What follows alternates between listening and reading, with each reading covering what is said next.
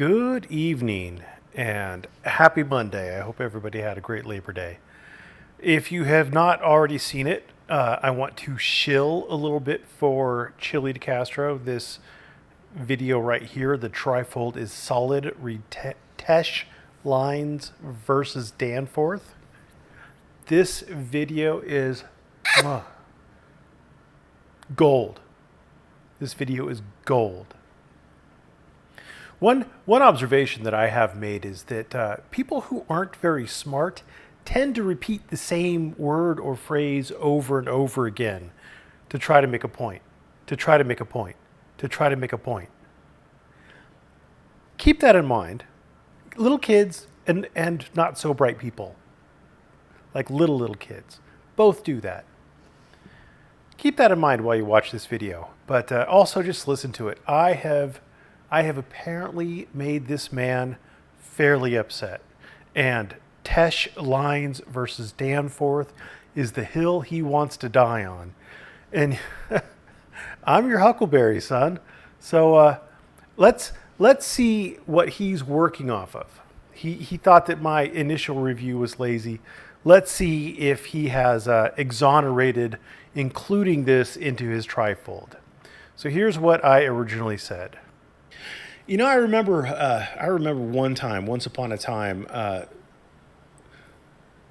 James Freeman was posting some real sovereign sit stuff, and he put up a gish gallop of cases that allegedly were Supreme Court cases that stood for the proposition that you could drive a vehicle, you could operate a motor vehicle or pilot your vessel or whatever they want to call it without a driver's license, and that there was some constitutional provision against having driver's license. And the majority of the cases they cited were, oddly enough, not Supreme Court cases, but they were things like Supreme Court of a state kind of things. Now, why did I say that? Well, first of all, you can see this right here. This is his, let me make this full screen for you. This is his Teche Lines versus Danforth. It's under something that says no highway parking. Okay. Charge vehicle obstruction. I don't know what kind of charge vehicle obstruction is. But okay, I mean, whatever. Held. The right of a citizen to travel on a public highway equates to life, liberty, and the pursuit of happiness. Fact. Travel is also the right to stop on the way for a legit or necessary purpose. This is called an incident to travel. Danforth ties my right to travel directly to our founding principles. I'll stop, pull over as needed. So you see a lot of sovereign citizens try this. This is somebody's reclaimyourpower.com, their DMV brief, and you can see that the right to travel on the public highways is a constitutional right. Teche Lines versus Danforth. This is central bail bonds.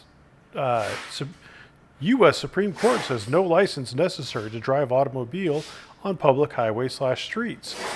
And they cite Thompson versus Smith and Teche Lines versus Danforth, among other things. Apparently the dog is very sneezy. She's very sneezy. Anyway, I probably will get the other 7 dwarves in here soon. So that's where I thought he was going. And as this is a Supreme Court of Mississippi case, it is only relevant to the Supreme Court, or it is only relevant to Mississippi.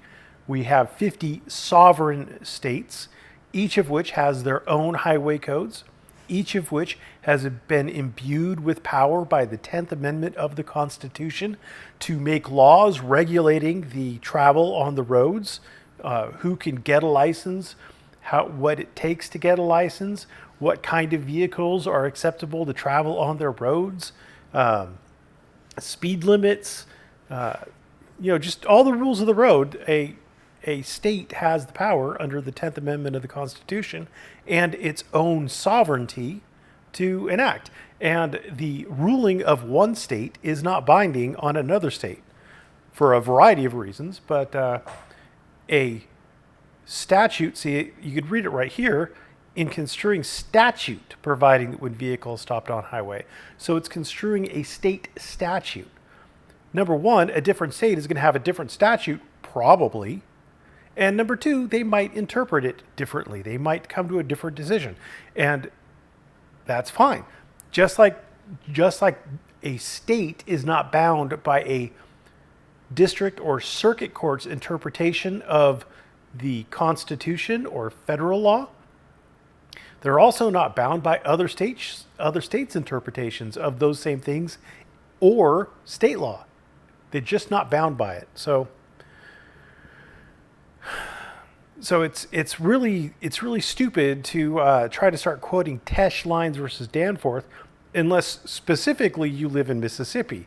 But even then, it's not going to get you very far for a variety of reasons that we'll get into. But just spoil alert, number one, you don't debate the law on the side of the road with the cops. If he thinks that he can arrest you, if he thinks that you're in violation of a statute, he's just going to arrest you. And if you start spewing about Teche Lines versus Danforth, a 1943 Mississippi Supreme Court case, he's going to chuckle, he's going to smile, and he's going to put the handcuffs on you.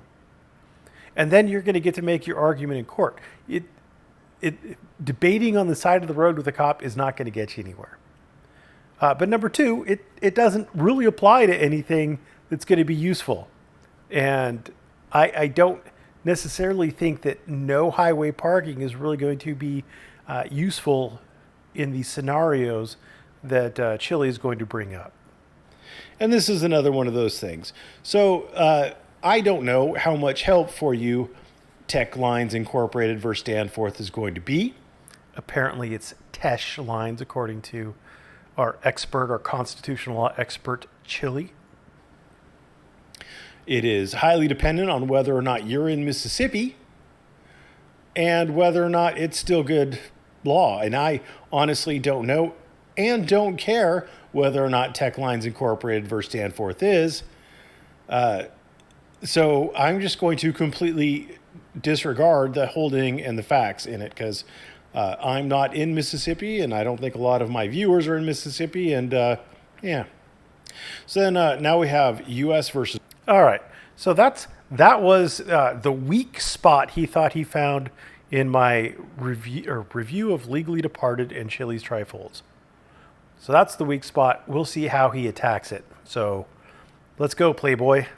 So let's talk about Teche Line versus Danforth real quick. So it's a Mississippi case where it goes to the Mississippi Supreme Court. And so the reason why me and my group of scholars put Teche Line... His group of scholars. ...versus Danforth in the trifold is because of what the Mississippi Supreme Court justice wrote in the actual holding of Teche Line versus Danforth. So place your bets now. Does Chillie, in this video, put a single sentence of the holding in Teche... He misspelled it here. He wrote Tech in Teche Lines versus Danforth.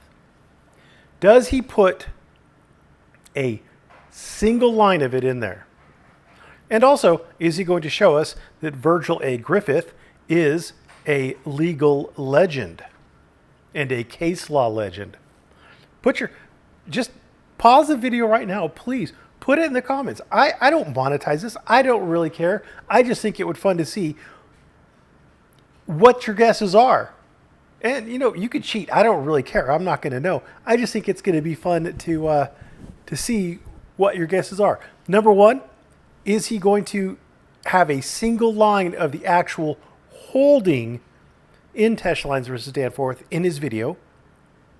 And number two, is Virgil Griffith a case law and legal legend? All right?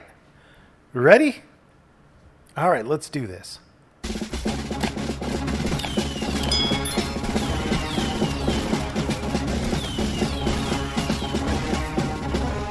If your mom...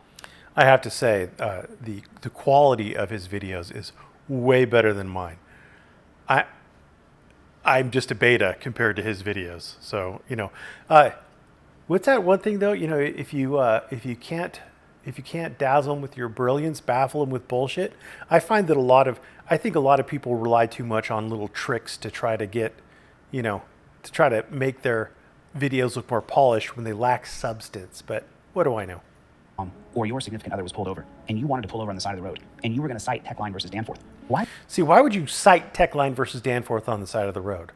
The cop is not going to engage with you in a case law discussion. He's not going to start Googling. He's not going to write a brief, a legal memo on why Teche Lines versus Danforth applies or doesn't apply. Why would you want to use Virgil A. Griffith's words? Why would his words have any weight or carry any merit? Constitution. Well, why would his words have any weight or carry or any? Yeah.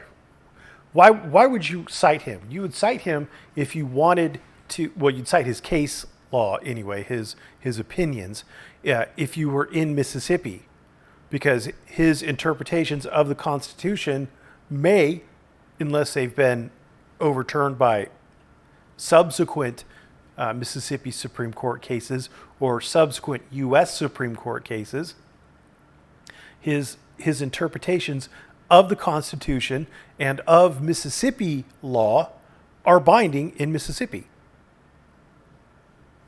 That's why you'd want to cite him. Constitutionally, for you to be able to pull over on the side of the road if your mom or your brother or your sister or your best friend was pulled over and you wanted to film that interaction. Because then if a cop arrests me for pulling over... So just so you know, Teche Lines versus Danforth had nothing to do with pulling over to film a police stop. Absolutely nothing to do with that. I guess I should go through this and read it to you. So you can have a basic understanding of what Teche Line versus Danforth is about. So this is the start of the opinion. This is the opinion of the court. For some reason, they have like all the amicus briefs and other things ahead of it here at casetext.com. But here it is. This case involves the proper and permissible interpretation of Section 90, Chapter 200, Laws of 1938, known as the Uniform Highway Traffic Regulation Act. The section reads as follows. A. Upon any highway outside of a business or residence district, no person shall stop, park, or leave standing any vehicle, whether attended or unattended, upon the paved or improved or main traveled part of the highway, when it is practical to stop, park, or so leave such vehicle off such part of said highway, but in every event clear and unobstructed width of at least 20 feet of such part of the highway opposite such standing vehicle shall be left for the free passage of other vehicles, and a clear view of such stopped vehicle be available from a distance of 200 feet in each direction upon such highway. Section B is this, or subsection B, this section shall not apply to the driver of any vehicle which is disabled while on the paved or improved or main traveled portion of a highway in such manner and to such extent as it is impossible to avoid stopping and temporarily leaving such disabled vehicle in such position. So already we know that we are dealing with a state law. This is the state law. Here's the current version of it. Woohoo! We're dealing with a state law with the interpretation of a state law. The facts, so far as material to the point to which we shall confine this opinion and decision, are that the appellant is an authorized carrier of passengers by motor bus, and on the occasion in question stopped its bus to let off a passenger in pursuance of its established custom and duty in such cases.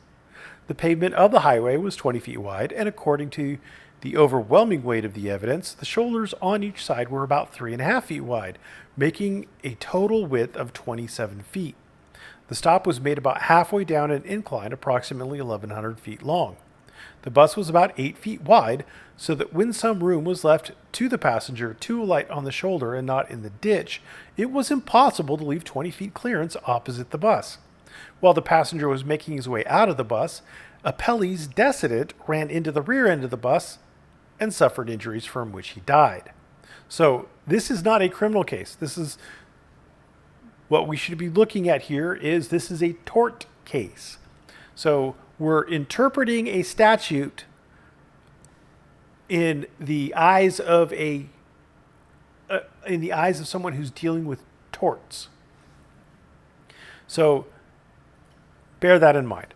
The trial court granted appellees the following instructions. The court instructs the jury for the plaintiffs that if you believe from the testimony in the case that the bus of the defendant was stopped on the paved or improved or main traveled part of the Highway 11, on the main traveled part of Highway 11, not in an emergency, at a place and time and in such a way as to not leave clear and unobstructed width of at least 20 feet of such part of the highway opposite such standing bus or vehicle, then such stopping of said bus or vehicle at such time and place and under such condition, if you believe it was so parked, was a violation of the law and negligence. We're dealing with torts. And if you further believe from the testimony that such negligence, if any, proximately caused or contributed to the injury and death of the deceased, then the defendant is liable, and it is your duty to find and return a verdict for the plaintiffs.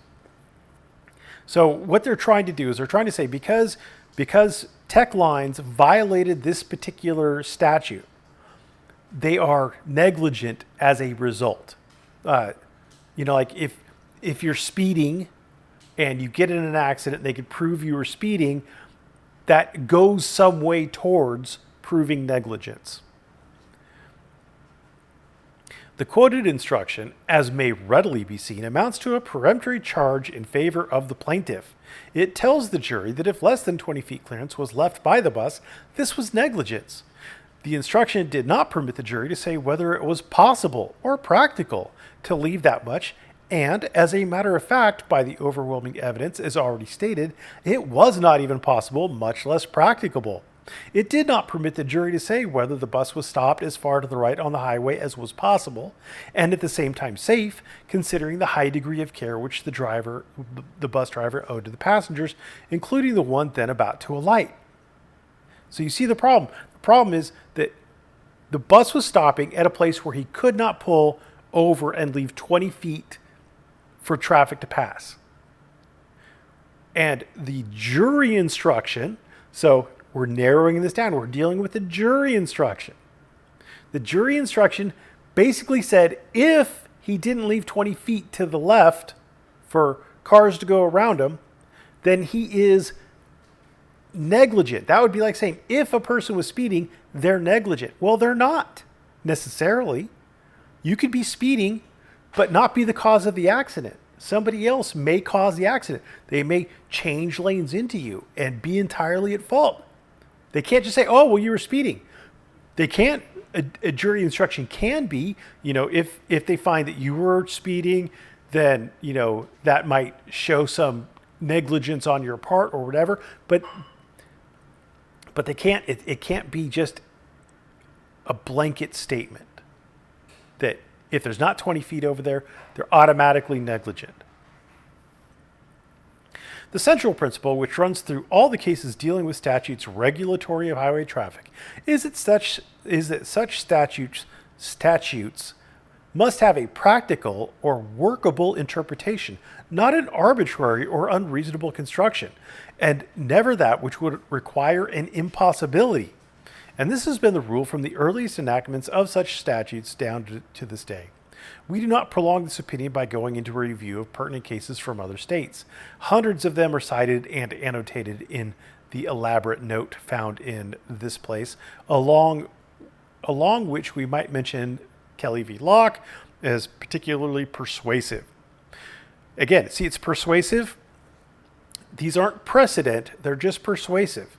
The court can be persuaded by the reasoning of them. No case has been cited by appellee, nor have we found any which under its particular facts would sustain the quoted instructions under facts such as are presented by the record here before us. Even the Minnesota case, Ball v. Gesner, of which so much has been made, and which is inaccurately annotated in Volume 11, Uniform Laws Annotated at page 48, does not, under its facts, or under all the language used by the court, sustain any such technical interpretation of the statute, or any such hard and fast instruction as was given to the jury in the case at bar. So they're dealing with a tort of negligence, and so they could look at other states and see how they handle negligence and how they handle traffic infractions. Somebody parked on the side of the road. Is that automatically negligence? Who knows, right? This state didn't think it was. That state didn't think it was. So these other states aren't interpreting this particular statute for Mississippi. They're dealing with negligence, the theory of negligence, and whether or not a technical violation of the law, where it's impractical or impossible to be in compliance with the law, whether that would amount to negligence per se.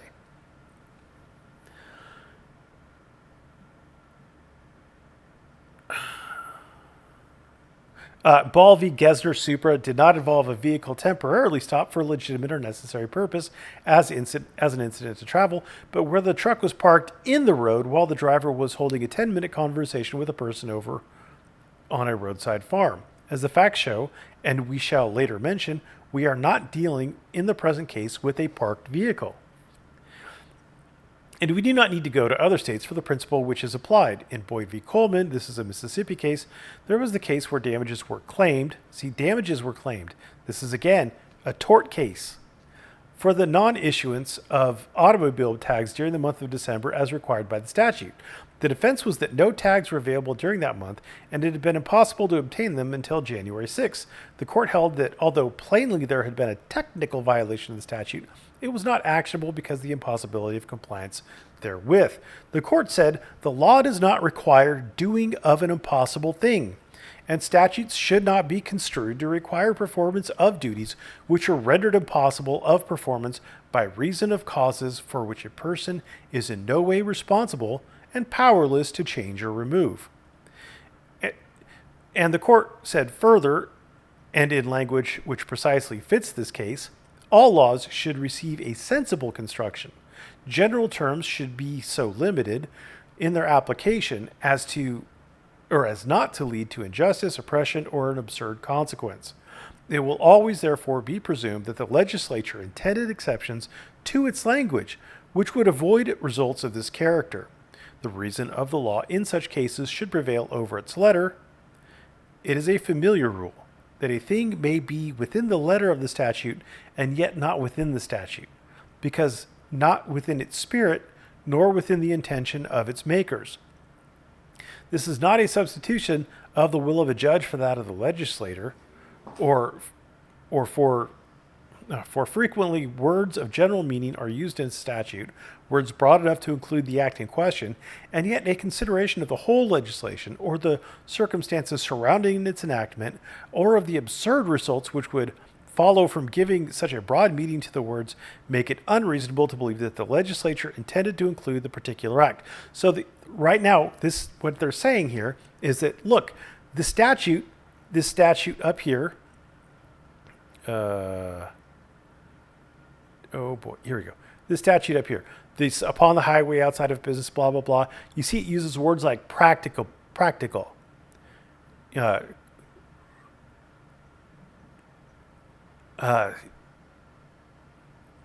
it's practical, part of the highway when it's practical to stop, yada, yada.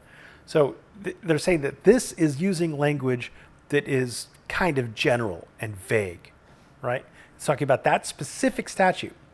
In one of our cases, Ziegler versus Ziegler, citing numerous other cases in the state, it was held that unthought of results, or those which would lead to absurdity, will be avoided in the interpretation of statutes, although within the technical terms of the statute, if possible, to find a reasonable construction which will avoid such results. So again, they're just talking about how are we going to construe this particular statute.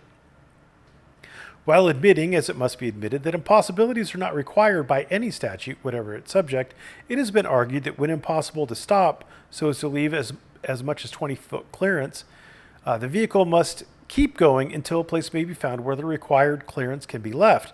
And that argument has proceeded so far as to say that if this require a going forward of 10 miles or even further, this must be done or else the statute would be violated. Now, remember what we're looking at. We're looking at in the 40s, where people traveled much more by bus than they do today. Car ownership wasn't nearly as common. In the 40s, people would go by bus, and they would go long distances by bus.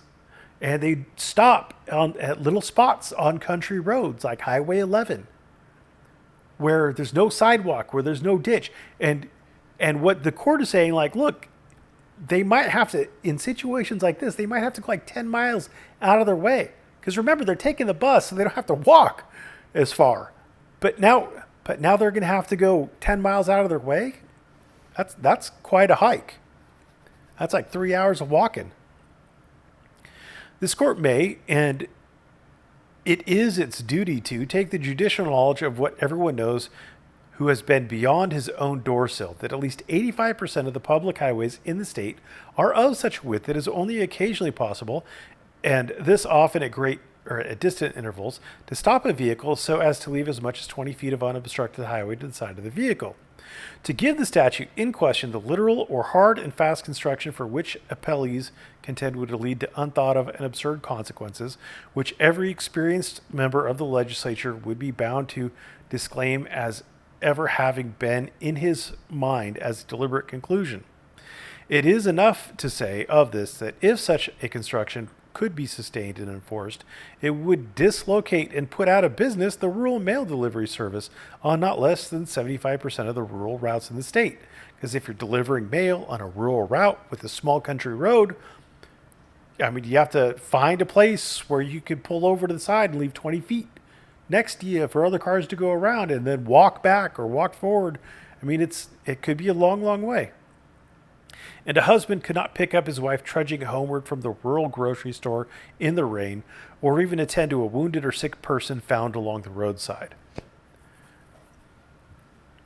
Now, remember also, they're talking about highways. Highways. They're not talking about freeways. They're talking about highways. Just remember that. Illustrations of the absurdity could be extended almost without limit, but we pursue this branch of the discussion no further than to quote from the opinion in Colvin versus Auto Interurban Company, wherein the court said, "We know that on many of our highways, one would be required to run his automobile mile upon mile before a place could be found where the machine could be entirely removed from the pavement.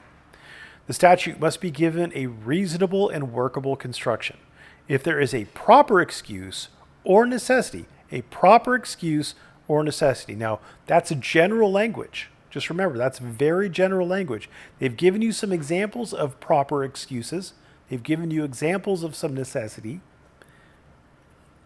But notice how none of that was to film a police stop. If there is a proper excuse or necessity for stopping the car, it will be sufficient if a reasonable effort is made to get it entirely off the main traveled portion of the road, or nearly so as the circumstances will permit. So this is saying that if you're going to park, you need to park as far off the road as possible. It doesn't say you can't. It just says if you're going to park, you got to park as far off the road as possible, or at least so you give 20 feet off. Yada yada. Aside from the absurdity or unthought of consequences, we may advance a step, and a very vital step further, and to the following inescapable consideration.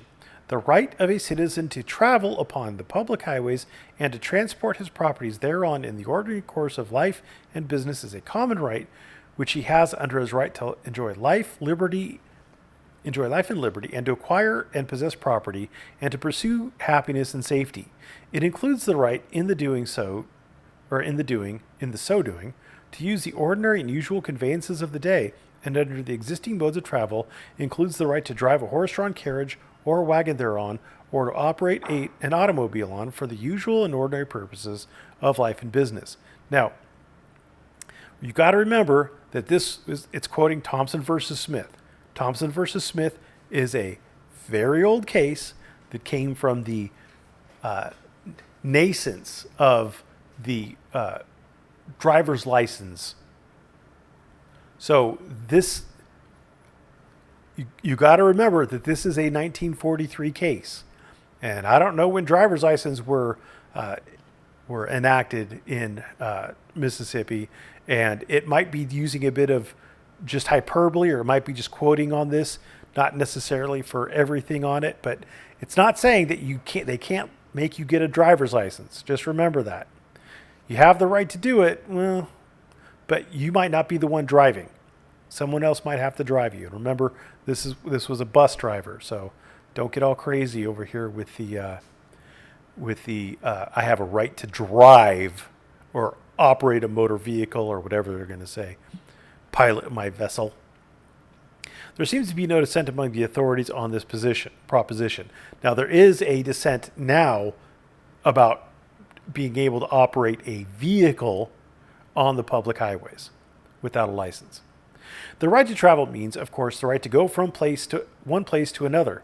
It includes the right to start, to go forward on the way, and to stop when the traveler's destination has been reached. So, right to travel, not right to drive. Just keep that in mind. And remember, they were on a bus. To speak to the first two as these fundamental rights without including the third would be to descend again into the absurd. And so far as the instant case is concerned is what we have here. But we do not so limit the right. We affirm that it includes the right to stop on the way temporarily for a legitimate or necessary purpose. Now, what is a legitimate or necessary purpose? Just because you want to film a police encounter does not necessarily mean you can block the road to do so. When the purpose is an immediate incident to travel, a legitimate or necessary purpose, when that purpose is an immediate incident to travel. Let's look at the case at hand.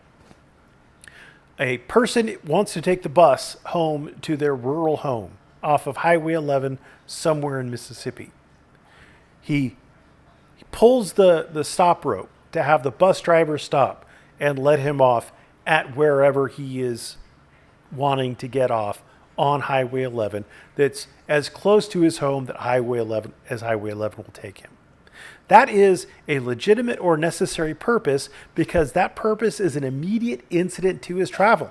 He's going, that's the closest stop for him. He's going to get off the bus there because that's the closest stop for him, right? That's the closest stop for him. That's an immediate incident to travel.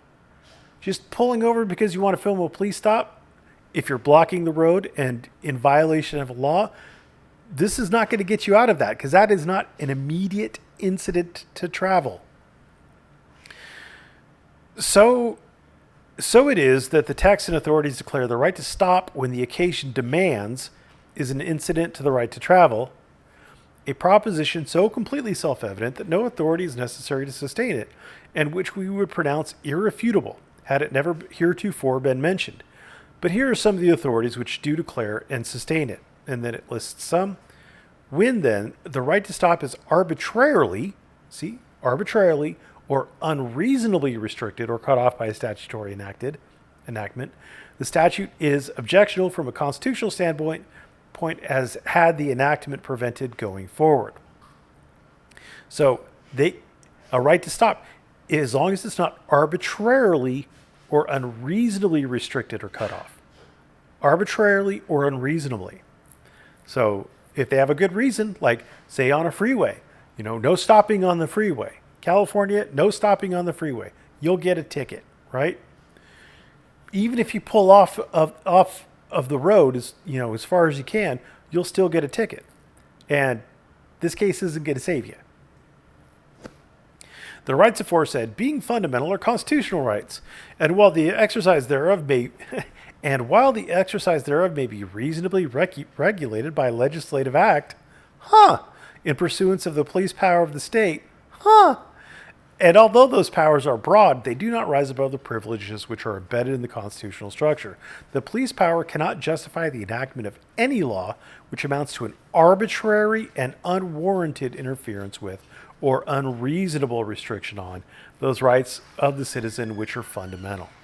So as long, again, as it's not arbitrary or unreasonable, you're probably going to be fine.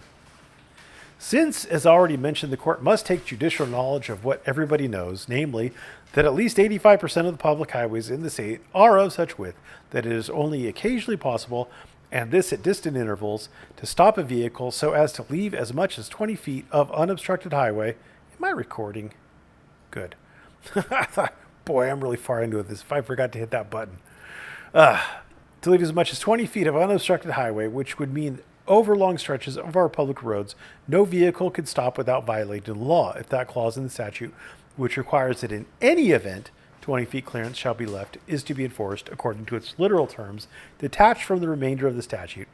The result would be an unreasonable and arbitrary abridgment of the right to travel, thus rendering the statute unconstitutional when so interpreted and to the extent so interpreted. The rule is without exception that when the court is confronted with a statute, a literal construction of which would render it unconstitutional, the court must adopt such a construction when reasonably possible as will save the statute, and at the same time save every savable provision or term in it. This can be done as to this statute by giving the word practical in subsection A an operation throughout the entire section, and by preserving as referable to the words in any event the provision that, when possible, a clear view for 200 feet shall be available. It is reasonable to require a vehicle to go forward so that a clear view of it for 200 feet may be available, if possible to do so, while it would be arbitrary and unreasonable to require it to keep going whatever the distance might be until a 20-foot clearance can be had. And if a vehicle gives all the clearance it possibly can, and at the same time a clear view of its position for 200 feet, if possible, this is a reasonable and adequate provision for safety, requiring nothing arbitrary, whereas to say that regardless of the view of 200 or even 500 feet, the clearance of the side must in any event be 20 feet is unreasonable and arbitrary as applied to the public road situation in this state. It has been suggested that to save the statute from collision with constitutional fundamentals, we should, instead of the construction which we are adopting, rewrite the section in question so that it will include only buses and other vehicles using the highways for hire, leaving all others free from the provisions of this section. There are several answers to this, but one is enough. To each vehicle operated for hire, there are more than 1,000 owned and operated privately. To free 1,000 in order to hold one would indeed be an eccentric judicial position. To use a homely illustration, it would be to cut off the tail and hold firmly to that while letting the animal go. We can impute no such intention to the statute. Plainly, it applies to all vehicles, buses, trucks, automobiles, buggies, and wagons. Just remember, they have buggies and wagons still operating on the highways back then. Rather than to resort to the stated suggestion, it would be more reasonable to read the term stop as having substantially the same meaning as its associated terms park or leave standing, but we do not find it necessary to go even so far as that. Rather, we can go along down the statute as a whole and say that it was intended to have an arbitrary or unreasonable construction when applied to any and all vehicles, and applying it also to stopping, and that this is what the courts have said in case after case which has arisen under the statute in other states which have it or similar enactments. Our ruling, all right, we are now on the ruling. Our ruling is that when 20 feet of clearance is impossible, the vehicle shall turn as far to the right as practical, including sound and safe shoulders, but must not stop on any part of the traveled highway unless and until at least 200 feet clear view is available in each direction from the point where the stop is made, save when the vehicle is disabled, as provided for under subsection B, and save further when on account of obstructions or equivalent conditions ahead, it is impossible to proceed so as to leave the 200 feet of clear view, and that all of this is for the determination of the jury instead of being taken away from them as was done here. That's their ruling. You've just read their ruling. That long-ass sentence right there is the ruling. How do you know it's the ruling? Because they say that's their ruling. We pretermit, that means that they ignore, they don't address all other questions raised in this case.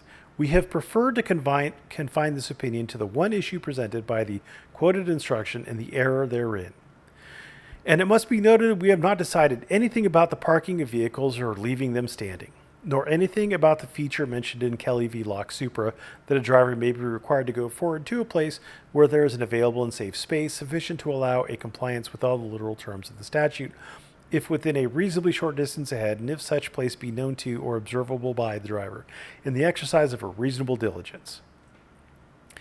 The feature mentioned in the foregoing sentence was not submitted to the jury by the quoted instruction, but in fact by the import of the instruction was taken away from the jury, even if there had been evidence sufficient to go to the jury on that issue, reversed or remanded. So this right here is the ruling. So, kind of a recap. Sorry for taking so long, but I figured you ought to read it so you kind of understand it. Number one, it's dealing specifically with a Mississippi statute, number one, and the interpretation of that Mississippi statute. So unless your case has the same or similar statute, it's not really going to be of much use to you.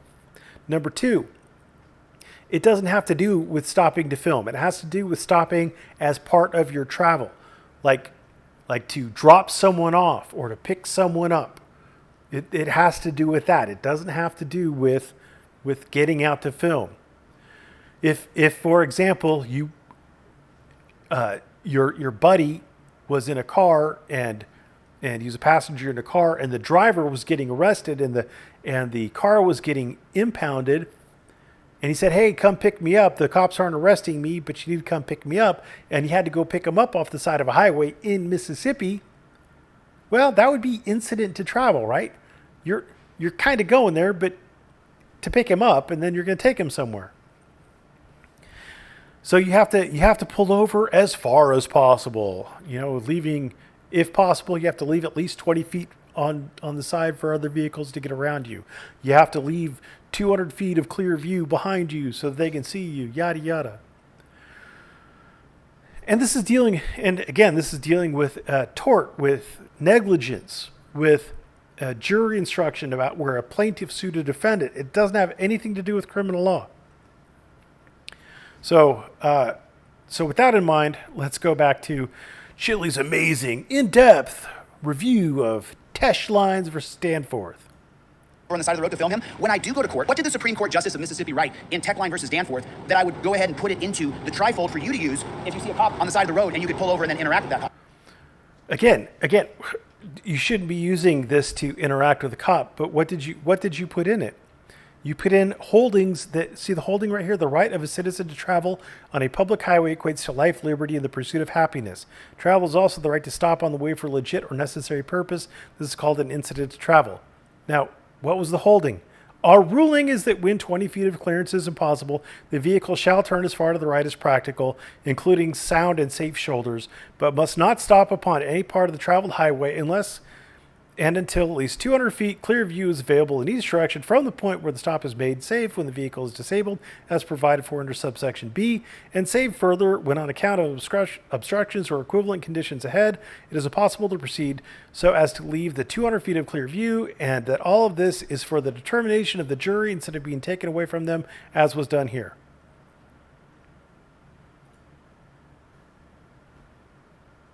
That doesn't appear anywhere in here. Nowhere. Teche Lines Incorporated versus Danforth, 1943. Virgil A. Griffith delivered the opinion for the court. This case involves the proper and permissible interpretations of Section 90, Chapter 200, Law 1938, known as the Uniform Highway Traffic Regulation Act. The right to travel means, of course, the right to go from one place to another. It includes the right, 1, to start, 2, to go forward on the way, and 3, to stop when the traveler's destination has been reached. To speak of the first two of these fundamental rights without including the third would be to descend again to the absurd. And so far as the instant case is concerned, that is what we have here. But we do not so limit the right. We affirm that it includes the right to stop on the way temporarily for legitimate or necessary purpose when that purpose is an immediate incident to travel. So it is that the text and authorities declare that the right to stop when the occasion demands is an incident to the right to travel, a proposition so completely self-evident that no authority is necessary to sustain it, and which we would pronounce irrefutable had it never been heretofore been mentioned. But here are some of the authorities which do declare and sustain it: Blanchfield Automobile Law, Fulton County versus Chateau Counter Farmers, Morton versus Mooney, Albright versus Waterloo Construction.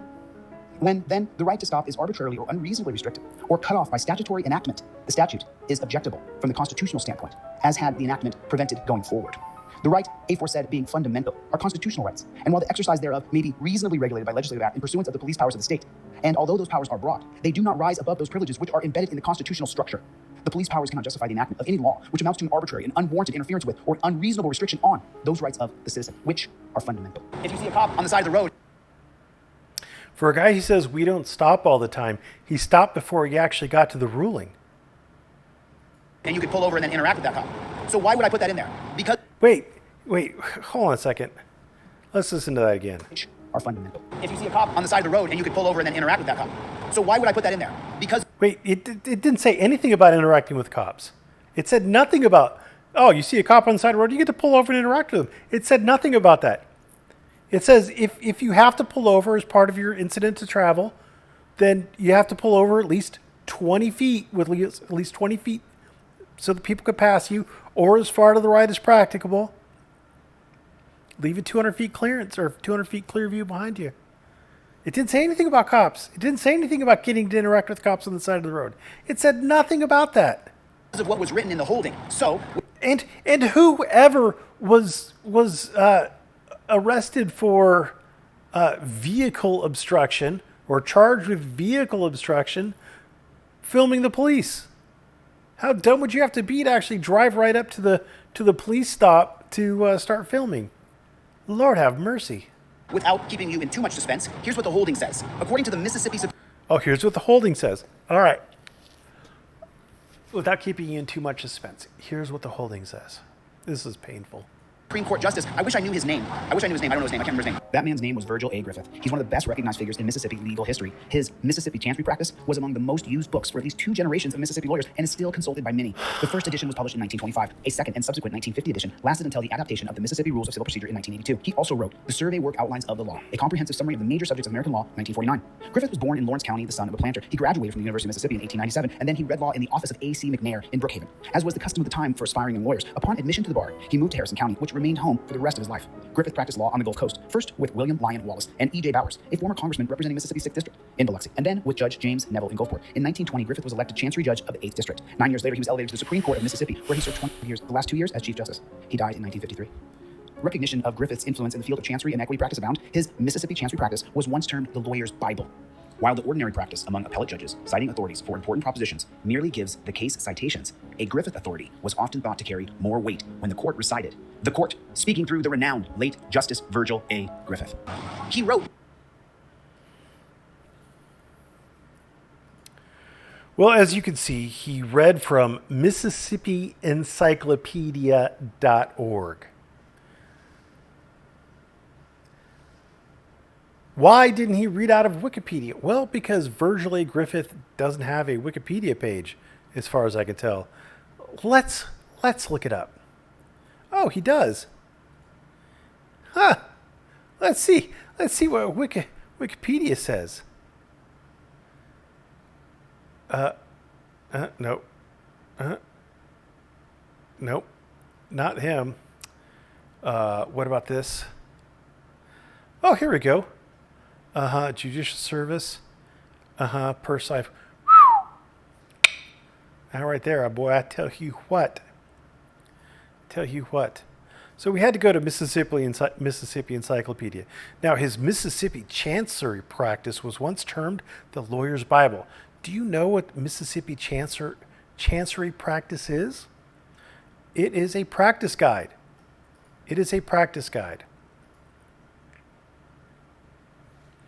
And why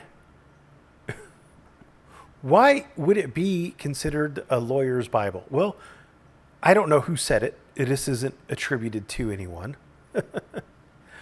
But lawyers, generally speaking, use practice guides quite frequently. I have access to, in the offices that I work in, 2 family law practice guides that I am in fairly frequently. Civil procedure before trial. I have a drunk driving practice guide. I've got a probate guide. Practice guide. What's that other one? I've got a bankruptcy practice guide. I mean, I've got some practice guides, and the one that I would say, for me, I'm in the most is the family law practice guide. The Thompson Rudder Group, California Family Practice. The other one that I'm in probably second most often is, again, the Rudder Group's Civil Procedure Before Trial. Those are the 2 that I'm in the most. I wouldn't call them Bibles, but I'm in them quite a bit. And again, this quote here isn't attributed to anybody. This is out of James L. Robertson's Heroes, Rascals, and the Law: Constitutional Encounters in Mississippi History. A renowned book. Yep. that the inherent right to travel in the United States of America also means your inherent right to be able to stop. That's what he wrote. He said that if you can't stop, then you don't have a right to travel because What he said, it includes a right to stop, but he doesn't say that that can't be infringed. He doesn't say that there you can never the court or the legislature can't restrict your right to stop. He said they can do it as long as it's not arbitrary or unreasonable. Because what that would mean is that if you decide to travel, then you would only have the right to have the freedom to travel if you created a predestiny to where you were going, and you were only allowed to go from the point of origin to the point of which you traveled, then you don't really have a right to travel if That's confusing as hell. Yeah, so traveling includes where you're starting, and then you go to where you stop. And you can set up your travel like Google Maps has it, where you could put in little stops along the way. Yeah, and those would be stops. But I don't see what any of this has to do with your ability to stop on the side of the road in Mississippi and the conditions under which it is acceptable for you to stop. you can't. So again, I just want to remind you that they limit their ruling. We pretermit all other questions raised in this case. Now, I should also want to point out that there are, this says that there's 54 citing cases.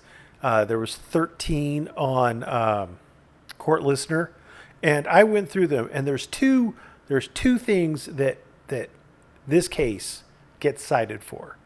And none of them have to do with filming the police or the right to stop at the place of your choosing on the side of the road whenever you want, however you want. They deal with negligence cases out of Mississippi that involve accidents where one vehicle hits another vehicle that's parked on the side of the road in violation of the Mississippi law. That's one. That's one thing it's cited for. And they're talking typically about the jury instruction and or the construction of the code itself. The other thing it gets cited for is the proposition that if you're going to interpret a statute, then you have to interpret it in such a way that it's constitutional and not absurd. Those are the two things it gets cited for. It does not get cited at all in any of these citing cases, not a single one of them, for the thought that you could park whenever you want, however you want, to film the police.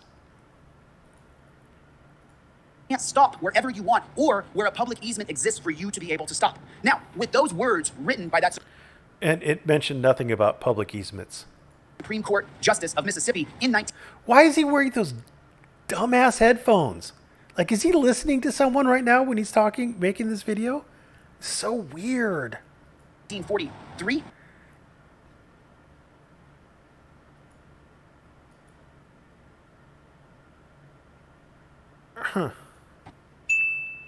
I would be more than willing. Oh, good job. You remembered when the case was. Oh, 1943. Oh, look at me. I'm so smart. Willing to go to court and take that Mississippi Supreme Court Justice's argument that we don't have an inherent right to travel if we don't have an inherent right to stop. But again, what about the rest of it where he says that that can be restricted as long as it's not arbitrary or unreasonable? What about that? How are you going to deal with that, Chillie? That's all I'm saying. That's all I'm saying. Does that make sense to you? So you can... And you're going to court. So you remember your torture cuffs, Chillie? In order for you to get to court, you're probably going to get arrested. And there's going to be some discomfort associated with that. And you being willing to get arrested and you being willing to go to court over it, again, it's something that I don't even know is an issue.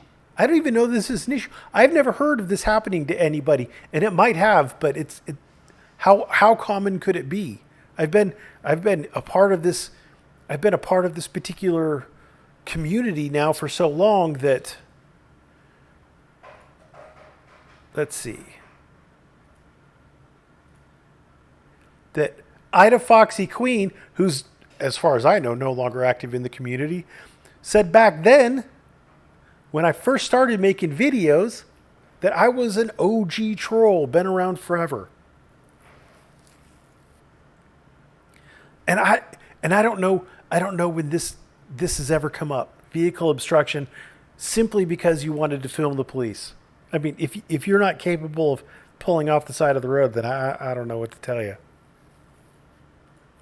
Read the holding. Can you read it or not, Randy? Can't read it. I can't read. You can't read it. I can't read. Did you read the holding? Did you read the holding? Yeah, I read the holding. Did you read the holding? The man was an absolute legal genius. He was an absolute legal genius. That's why his Wikipedia page is not really. He wrote Griffith on Chancery, which is a, quote, widely quoted and highly respected authority in the state. And this is citing to the Jackson Clarion Ledger, where it was talking about his death. His 1928 campaign for a seat on the state Supreme Court became bitter, and Griffith came in second place in the initial round of primary voting. He condemned a whisper campaign accusing him of being Catholic, a reviled religion in the South at the time. Nonetheless, Griffith defeated incumbent W. Joe Pack to win election to the court in 1928 and went on to win re-election in 1932, defeating Harvey McGee, who was later elected to another seat on the court, and in 1940. He wrote a stirring dissent, which means that the other judges said no, in a 1935 case where African-American defendants were brutally tortured before confessing. The same year, he reportedly drafted the Corrupt Practices of Law of 1935 at the request of the governor, which imposed financial disclosure requirements on political candidates, including judges. He and his fellow Mississippi Supreme Court justices appear in the photo montage in the 1931 to 1933 Mississippi Blue Book. Griffith married Florence Neville, daughter of a circuit court judge, James A. Neville. Griffith and his wife had 2 daughters and a son and were married until her death in 1951. Griffith died at his home in Gulfport at the age of 79 and was interred at the Evergreen Cemetery in Gulfport. Stirring. Stand by recommending Teche Lines versus Danforth. Use it. And don't be afraid if you go to court to recite the old lawyer's Bible. Good old Use it. And don't be afraid if you go to court. Use it. So pull out your trifold and start arguing with the cop on the side of the road. And if you go to court, which you probably will, Virgil A. Griffith. Virgil stood strong for the principles of liberty. just say Virgil A. Griffith.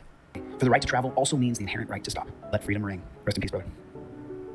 Rest in peace, brother. Yeah, somehow, just color me crazy here, I don't think that Virgil Griffith would appreciate your trying to extend his holding when he specifically said that no, this is all we're dealing with was this one statute in this one case.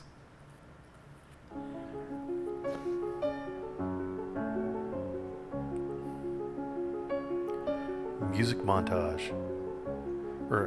Musical interlude. It's very soothing. Did he have to make it to 10 minutes to get monetization? I think this is to extend to get monetization.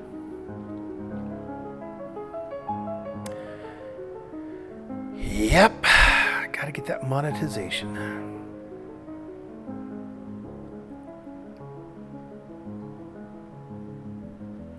And that's it. So Homeboy's video should have actually been about inherent right to stop. Let freedom ring. Rest in peace, brother. About 8 minutes and 52 seconds, including his little intro piece here. And it was quite the deep dive. Anyway, so I'm done. Make sure you watch this video, though. Oh, it's glorious. Thanks for watching. Have a great day.